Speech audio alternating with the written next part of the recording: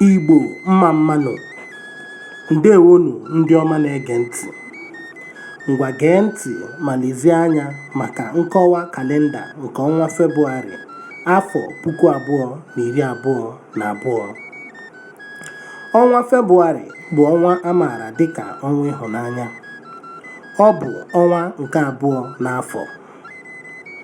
Ọnwa Febụwarị nwere izu 7 na ụbọchị 4 n'ime otu izu. Ụbọchị 4 a ndị Igbo maara dịka ụbọchị ahịa bụ Eke, Orie, Afọ na Nkwọ.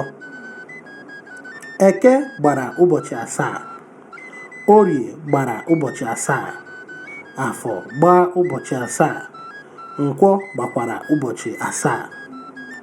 Ọnwa Febụwarị nwere ụbọchị 28 nke bụ ọpụrụ iche. Ọ gwụlanụ ka ọ ha m n'ọnụ n'ụbọchị taa, ka ọ dịnụ mgbe ọzọ. Ozi a si n'aka Igbo Institute. Aha m bụ Maazị Chimere Okoro. Ndewonu.